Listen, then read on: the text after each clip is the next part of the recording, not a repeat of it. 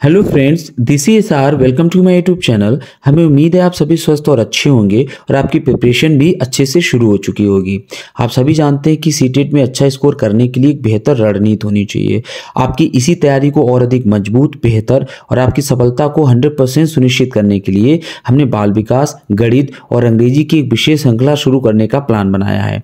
हमने अपने वीडियोज़ को बहुत लगन, मेहनत और अपने सालों के टीचिंग एग्जाम्स के अनुभव से तैयार किया है। आप इनको देखेंगे, समझेंगे तो जानेंगे कि वास्तविक हमने कुछ हटके इसमें देने का प्रयास किया है। इन कॉन्सेप्ट्स को क्लियर करने के लिए हमने अच्छे एग्जाम्पल्स लिए हैं जो कि आपके डेली एनवायरनमेंट से रिलेटेड होंगे ताकि आपको समझने में आसानी हो।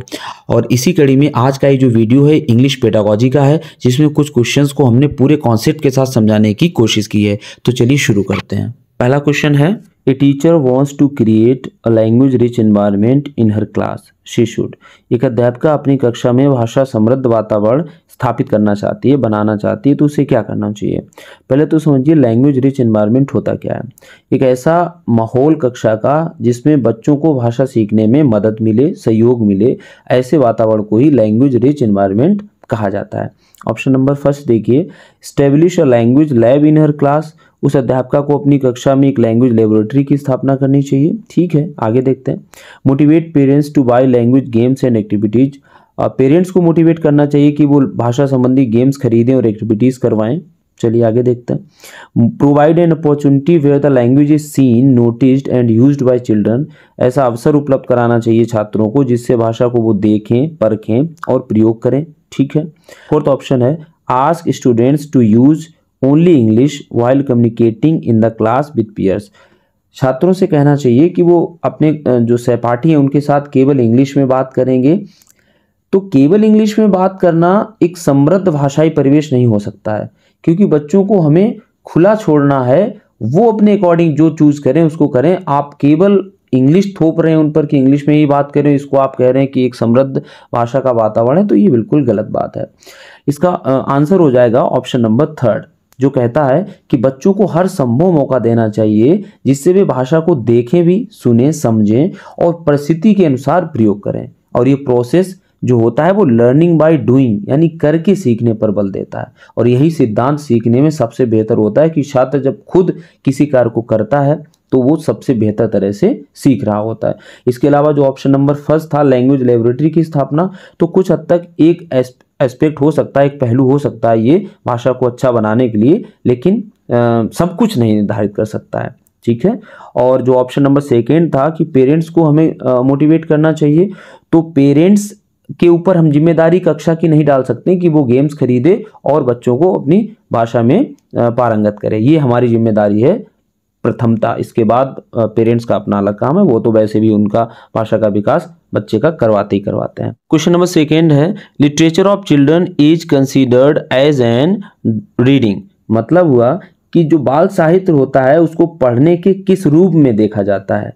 तो सबसे पहले समझते हैं कि लिटरेचर ऑफ चिल्ड्रन होता क्या है, यानी बाल साहित्य क्या होता है।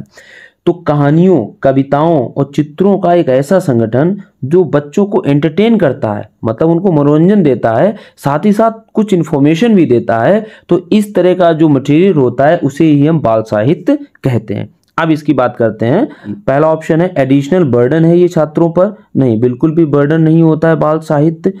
सेकेंड ऑप्शन है, ऑथेंटिक सोर्स ऑफ रीडिंग है ये, मतलब पढ़ने का एक भरोसेमंद सोर्स है ये। हाँ, बात सही है। फिर भी थर्ड ऑप्शन देखते हैं, हिंड्रेंस मटेरियल फॉर, एक बाधक मटेरियल होता है पढ़ाई में? नहीं, बिल्कुल गलत बात है। इंस्पिरेशनल सोर्स ऑफ, ये एक प्रेरणादायक सोर्स होता है। तो यहाँ पर जो सबसे अच्छा ऑप्शन है वो सेकेंड है, ऑथेंटिक सोर्स ऑफ, क्योंकि बच्चों को पढ़ाने का सबसे अच्छा संसाधन जो होता है वो बाल साहित्य होता है। इसका जो मेन पर्पज होता है वो एंटरटेनमेंट होता है और साथ साथ भाषा में उनकी रुचि बढ़ाना होता है, कुछ इन्फॉर्मेशन देना होता है। ग्रामेटिकल यानी व्याकरण संबंधी जो नियम होते हैं वो इसका मेन पर्पज नहीं होता है। रही बात जो फोर्थ ऑप्शन की, इंस्पिरेशनल, तो प्रेरणा के लिए हम यहाँ पर नहीं पढ़ा रहे होते हैं, हम उसको भाषा में सहज कर रहे होते हैं, इसलिए बाल साहित्य का प्रयोग किया जाता है। तो इसका इसीलिए ऑप्शन नंबर हो जाएगा सेकेंड। क्वेश्चन नंबर थर्ड देखते हैं, which one of the following is not a form of literature for children. निम्नलिखित में से कौन सा है जो लिटरेचर फॉर चिल्ड्रन यानी बाल साहित्य का फॉर्म नहीं है? भाग नहीं है, या कौन सा है जो बाल साहित्य के अंतर्गत नहीं आता है। तो अभी हमने समझा कि लिटरेचर ऑफ चिल्ड्रन क्या होता है। तो देखते हैं ऑप्शंस को, कौन सा बाल साहित्य के अंतर्गत नहीं आता है। पिक्चर बुक्स बिल्कुल आएंगी बाल साहित्य के अंतर्गत, प्रिंटेड बुक्स होती हैं, बच्चे बहुत पसंद करते हैं इनको। सेकेंड ऑप्शन है थेसॉरस। थेसॉरस का मतलब होता है एक ऐसी रेफरेंस बुक होती है जहां पर सिनोनिम्स दिए होते हैं, इवन एंटोनिम्स भी दिए होते हैं। मतलब क्या होता है, जब कोई राइटर कोई चीज लिख रहा होता है तो उसको अच्छे अच्छे वर्ड्स चाहिए होते हैं, तो उसको कहाँ से वो वर्ड्स मिलते हैं, उस रेफरेंस बुक को ही हम थेसॉरस कहते हैं। थर्ड ऑप्शन है मिथ्स एंड लीजेंड्स, जो हमारी पौराणिक कथाएं हैं, जो हिस्ट्री रिलेटेड, जो हमारे लीजेंड्स यानी महान पुरुष हुए हैं उनसे संबंधित जो कहानियां होती हैं वो भी बाल साहित्य के अंतर्गत आती हैं। और फोर्थ ऑप्शन है tales of heroes of history, इतिहास के जो हीरोज रहे हैं उनकी जो कहानियां हैं वो भी इसी के अंतर्गत आती हैं, बाल साहित्य के अंतर्गत आती हैं। तो मतलब यहाँ पर सेकेंड ऑप्शन हो जाएगा थेसॉरस, यही बाल साहित्य का अंग नहीं होता है। आगे देखते हैं। क्वेश्चन नंबर 4 है, which one of the following statement is not correct about print rich environment. निम्नलिखित में से कौन सा एक ऑप्शन है जो प्रिंट रिच एनवायरनमेंट के बारे में गलत है। तो पहले समझ लेते हैं कि प्रिंट रिच एनवायरनमेंट होता क्या है। एक ऐसी कक्षा जो सजी होती है, किससे, पोस्टर से सजी हो, पिक्चर्स से, चार्ट से सजी हो, साइन बोर्ड्स हो, वहां पर स्टोरीज के पोस्टर्स लगे हो, वर्ड वॉल हो जहां पर अक्षर लिखे हुए हो, शब्द लिखे हुए हो। बच्चे केवल बुक से ही नहीं सीखते हैं बल्कि इन आकर्षक सामग्रियों से भी जहां सीखते हैं, तो ऐसे माहौल को, ऐसे एनवायरनमेंट को ही प्रिंट रिच एनवायरनमेंट कहते हैं। अब ये क्या कह रहा है कि कौन सा नहीं है प्रिंट रिच एनवायरनमेंट के अंतर्गत। चलिए बात करते हैं। पहला ऑप्शन है it consist of context based relevant material for children such as pictures, rhymes and stories. बिल्कुल सही है। एक कॉन्टेक्स्ट बेस्ड रेलिवेंट मटेरियल होता है जो कि उनके लिए संदर्भानुसार, जिसके लिए उनको जरूरत होती है वैसा मटेरियल वहां पर उपलब्ध होता है और वहां पर चस्पा होता है। सेकेंड ऑप्शन है once the material is pasted on walls it should not be removed for the whole session. एक बार अगर किसी सेशन में ये चीजें चिपका दी गई दीवार पे तो उनको हटाया नहीं जा सकता, नहीं, ये गलत है। बच्चे अपनी सुविधा अनुसार उनको हटा भी सकते हैं, अपने पास रख भी सकते हैं और उनको पढ़ सकते हैं किसी भी समय पर। तो ये बच्चों के लिए बिल्कुल इजी टू यूज होता है। ठीक है। थर्ड ऑप्शन है pictures posters give children an opportunity to talk about things person and happenings. ये जो पिक्चर्स और वहां पर पोस्टर्स लगे होते हैं वो बच्चों को अवसर देते हैं कि वो चीज़ों के बारे में बात करें, लोगों के बारे में बात करें और घटनाओं के बारे में बात करें, क्योंकि ये सब चीज़ें वहाँ पर उपलब्ध होती हैं। और फोर्थ ऑप्शन है encourage children to create their own poems, poster, stories etcetera and display them in the class. और इनसे बच्चे मोटिवेट होते हैं और खुद की कहानियाँ, स्टोरीज बना लेते हैं, पोस्टर्स अच्छे अच्छे बनाते हैं जिनको वो उन्हीं क्लासरूम्स में खुद भी लगाते हैं, तो वो भी प्रिंट रिच मटेरियल का ही भाग बन जाते हैं। तो इसलिए इसका ऑप्शन नंबर बी हो जाएगा, जो कि गलत है। अगला क्वेश्चन देखते हैं। A teacher gives a task of dialogue completion to class 5th students. The role of this task in language learning will be. मतलब इसका हुआ कि एक टीचर है वो टास्क दे रहा है, काम दे रहा है कक्षा 5 के बच्चों को डायलॉग कंप्लीशन करने का। तो इस तरह का जो डायलॉग कंप्लीशन का काम है ये किस तरह से लैंग्वेज लर्निंग में सहायता करता है या रोल किस तरह का प्ले करता है। पहले तो समझ लिए डायलॉग कंप्लीशन होता क्या है। डायलॉग का मतलब होता है जब व्यक्तियों में किसी तरह का संवाद होता है तो उसे डायलॉग कहते हैं।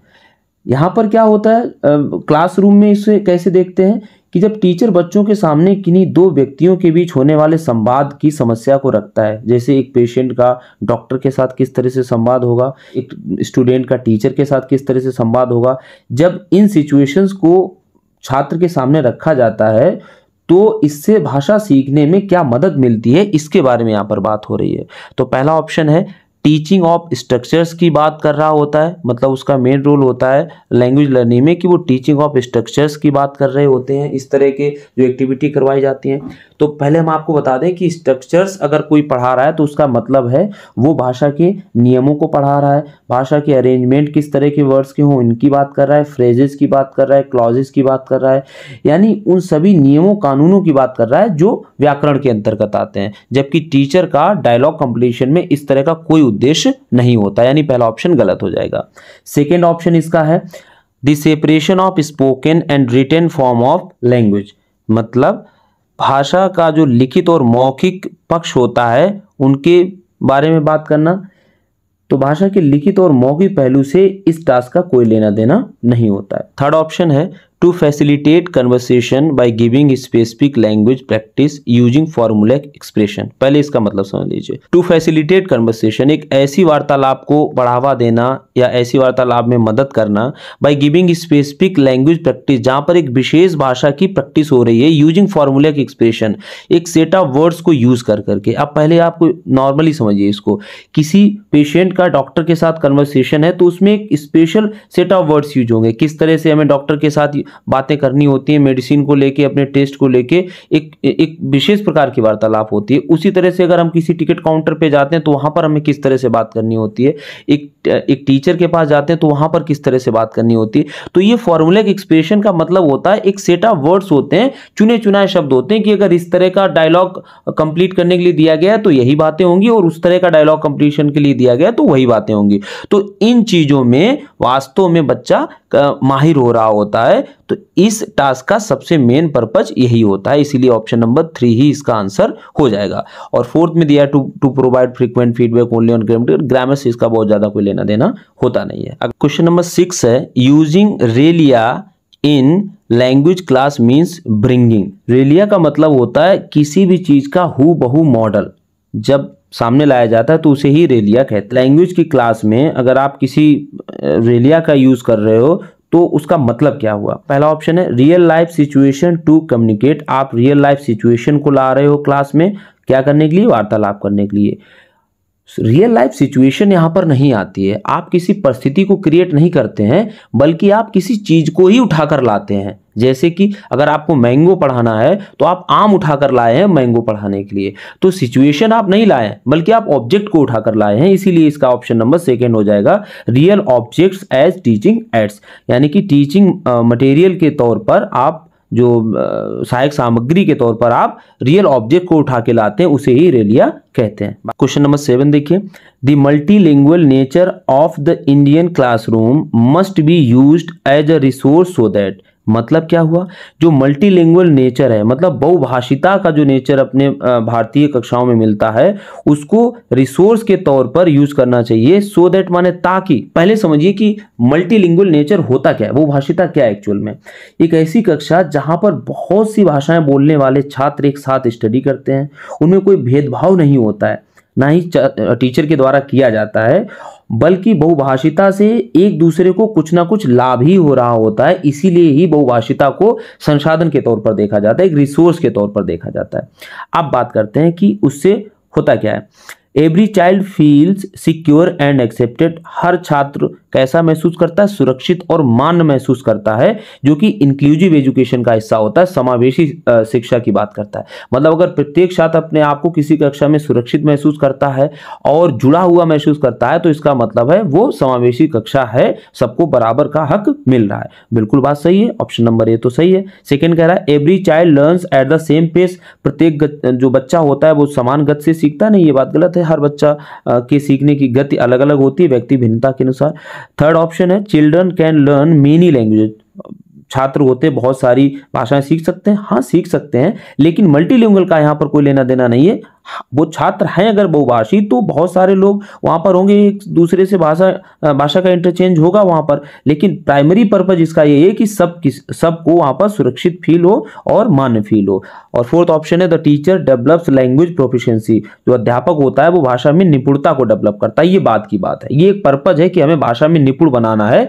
बहुभाषिता का इससे कोई मतलब नहीं है। बहुभाषिता का मतलब होता है कि सभी लोगों को साथ में लेकर के आगे बढ़ना। क्वेश्चन नंबर 8 है an English textbook for class first start with pictures, poems and stories and ends with alphabets in the end. Which approach does this kind of arrangement reflect in language pedagogy? मतलब क्या हुआ, कक्षा 1 की एक English की text book है, उस से स्टार्ट होती है, पोएम से स्टार्ट होती है और स्टोरीज से स्टार्ट होती है, और जब वो खत्म हो रही होती है तो लास्ट में उसमें अल्फाबेट्स दिए जाते हैं। ये किस तरह की अप्रोच है, मतलब अरेंजमेंट है, ये ऐसा क्यों किया गया, कौन सी अप्रोच को फॉलो किया जा रहा है उस टेक्स्ट बुक में। तो पहला है एक्लेक्टिक अप्रोच है। एक्लेक्टिक अप्रोच समझिए पहले क्या होता है, जब कोई बात है, कोई विचार है, उसके सभी कॉन्सेप्ट पे हम गौर करें तब उसकी बात करें तो इस तरह की अप्रोच कहलाती है इक्लेक्टिक अप्रोच। जैसे कोई विचार है तो उसका साइंटिफिक महत्व क्या है, उसका फिलोसफिक इंपॉर्टेंस क्या है, साथ ही साथ प्रैक्टिकल इंपॉर्टेंस क्या है, तो सभी पहलुओं पे जब हम गौर करते हैं किसी भी बात या विचार के, तो वो कहलाती है इक्लेक्टिक अप्रोच हमने अपनाई है, किसी चीज के सभी पहलुओं पे हमने गौर किया है। सेकेंड ऑप्शन है bottom up approach. Bottom up approach को अगर हम लैंग्वेज में देखें तो इसका मतलब होता है जब हम शुरुआत वर्ड से करें, ग्रामर से करें और यहां से बढ़ा करके भाषा सिखाएं जा करके, तो इस तरह की अप्रोच बॉटम अप अप्रोच कहलाती है। जैसे ओलम सिखाना, ओलम के बाद मात्राएं, ककहरा, और तब जाकर हम उसको शब्द सिखाएं और फिर जाकर हम उसको भाषा का ज्ञान कराएं, तो इस तरह की जो अप्रोच होगी वो बॉटम अप अप्रोच कहलाएगी। नेक्स्ट ऑप्शन है top down approach. Top down approach होती है जब हम किसी भी सिचुएशन को प्रैक्टिकल रूप में पहले देखते हैं। सपोज भाषा की बात करें तो सबसे पहले बच्चों को कहानियां या पोएम्स याद कराई जाती हैं या उनको पढ़वाई जाती हैं, जिससे कि भाषा का वो एक बड़े स्तर पे प्रयोग करते हैं और वहां से उनको शब्द, मात्राएं, इनका ज्ञान धीरे धीरे अपने आप हो जाता है। तो इस तरह की जो अप्रोच होती है वो टॉप डाउन अप्रोच कहलाती है। इस क्वेश्चन में जो कहा गया था कि सबसे पहले पिक्चर्स दिखाई जाएं, पोएम्स दिखाई जाएं, स्टोरीज पढ़ाई जाएं, इसके बाद अल्फाबेट पढ़ाए जाएं, तो ये टॉप डाउन अप्रोच की ओर इशारा कर रहा है। ठीक है। फोर्थ ऑप्शन है लैंग्वेज अक्रॉस करिकुलम अप्रोच। एक ऐसी अप्रोच जो हमें ये बताती है कि हमें अपनी करिकुलम को कैसे डेवलप करना है, कैसे उसको क्रिएट करना है। इस तरह की अप्रोच लैंग्वेज करिकुलम अप्रोच कहलाती है। अगला क्वेश्चन देखते हैं। क्वेश्चन नंबर 9 है while checking the notebooks the teacher observed that a child has repeatedly made some errors in writing such as reverse image h b को d m w the child is showing the sign of। मतलब क्या हुआ, एक teacher notebook में देखता है एक छात्र की, तो वहां पर वो पाता है कि बच्चा बार बार एक गलती कर रहा है, वो बी को डी लिख रहा है, एम को डब्ल्यू लिख रहा है। तो इस तरह की जो गलती वो किस ओर इशारा कर रहा है कि बच्चे में क्या प्रॉब्लम हो सकती है। पहला ऑप्शन है लर्निंग प्रेफरेंस है। लर्निंग प्रेफरेंस का यहाँ से क्या लेना देना है कि बच्चा महत्व दे रहा है उन चीजों को, नहीं। लर्निंग स्टाइल है उसका, बी को डी लिखना है, एम को डब्ल्यू लिखना है, ये कौन सा स्टाइल हो सकता है। थर्ड ऑप्शन है लर्निंग डिसेबिलिटी, जिसको लर्निंग डिसऑर्डर भी बोलते हैं, अधिगम अक्षमता। ये बिल्कुल अधिगम अक्षमता के अंतर्गत आता है, जो कि हमें बताता है कि बच्चे में किसी ना किसी प्रकार की, चाहे वो पठन संबंधी विकार हो, लेखन संबंधी विकार हो, गणित संबंधी विकार हो, अटेंशन यानी अवधान संबंधी विकार हो, और यहाँ तक कि उसकी बॉडी के मूवमेंट संबंधी जो विकार होता है वो भी इसके अंतर्गत आता है, डिसऑर्डर के अंतर्गत आता है। ये वीडियो हमारा इससे पहले पढ़ा हुआ है, आप उसको चेकलिस्ट में देख करके देख सकते हैं लर्निंग डिसेबिलिटीज को लेकर के। तो यही वो चीज है कि जब बच्चा बी को डी, एम को डब्ल्यू पढ़ता है। ठीक है। लर्निंग डिफरेंसेस जैसी कोई चीज यहाँ पर नहीं फॉलो हो रही है। अगला देखते हैं क्वेश्चन। क्वेश्चन नंबर 10 है a teacher is telling a story with actions and gestures to class 3rd students. After this she asked them to draw picture on the story in groups. Why do you think she asked them to draw picture on the story?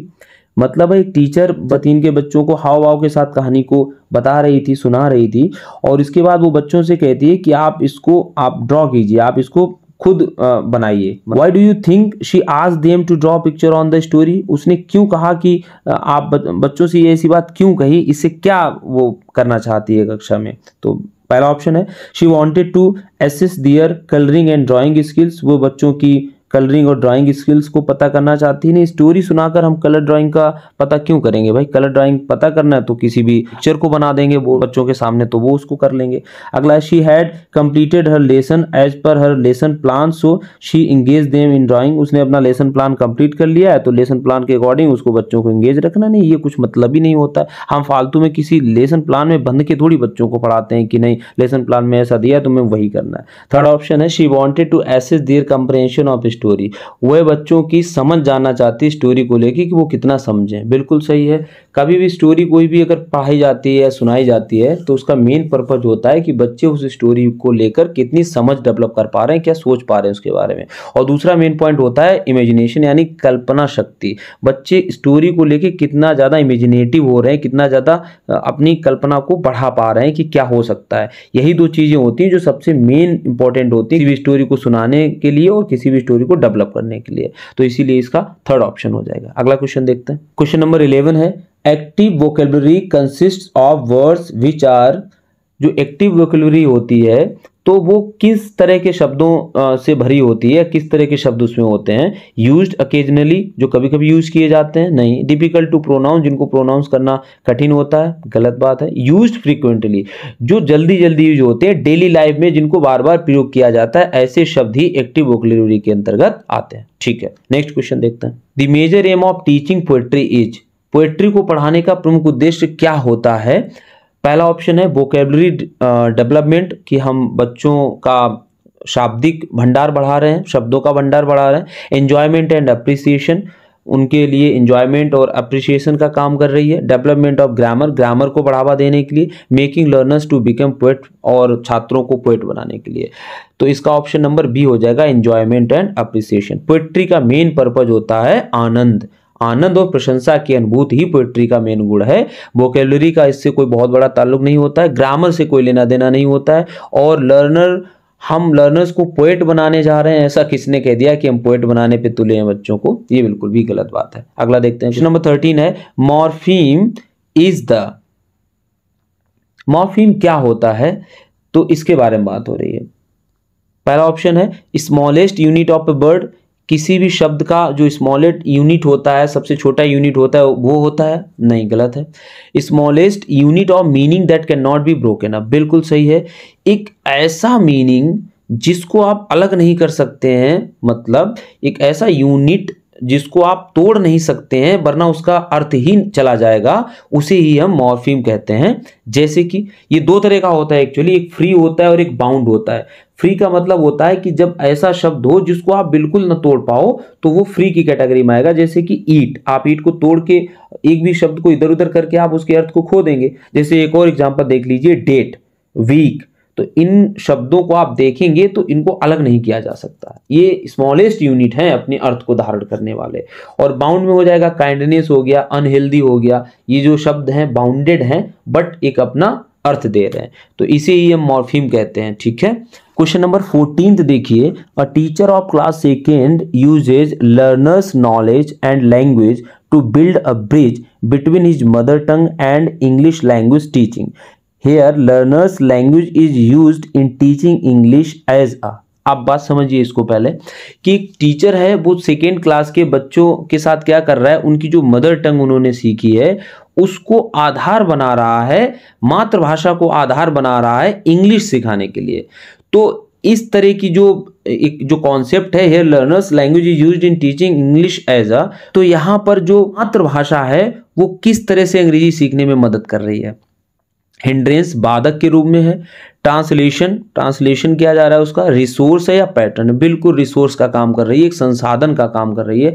हम उसे English सिखाना चाहते हैं और मातृभाषा का सहारा लेके सिखा रहे हैं, तो मातृभाषा एक रिसोर्स हो जाएगी, संसाधन हो जाएगी। क्वेश्चन नंबर 15 देख, a teacher of class third finds that some students understand the concept more clearly when she explain them orally, their learning style is. एक अध्यापक ये समझता है कि जब कक्षा 3 के बच्चों को हम ओरली पढ़ाते हैं तो वो ज़्यादा बेहतर तरीके से समझ पाते हैं। देयर लर्निंग स्टाइल इज, उनका लर्निंग स्टाइल किस तरह का है, एस्थेटिक है, ऑडिटरी है, विजुअल है या काइनेस्थेटिक है। एस्थेटिक से मतलब होता है रिलेटेड टू ब्यूटी, जो चीज़ें ब्यूटी से रिलेटेड होती हैं उनको एस्थेटिक कहते हैं, तो इसका कोई लेना देना यहाँ पर नहीं है। सेकेंड ऑप्शन है ऑडिटरी, जब चीज़ें हम सुनकर या ओरली कोई हमें समझाए तब ज़्यादा समझ में आ जाती हैं, तो इस तरह की जो लर्निंग स्टाइल होता है उसको हम ऑडिटरी लर्निंग स्टाइल कहते हैं। विजुअल मतलब देखकर होता है, काइनेस्थेटिक मतलब गति संबंधी होता है। तो इस तरह से आपके ये 15 क्वेश्चंस ओवर होते हैं। आई होप आपको समझ में आए होंगे। चलिए, बहुत बहुत धन्यवाद, थैंक यू।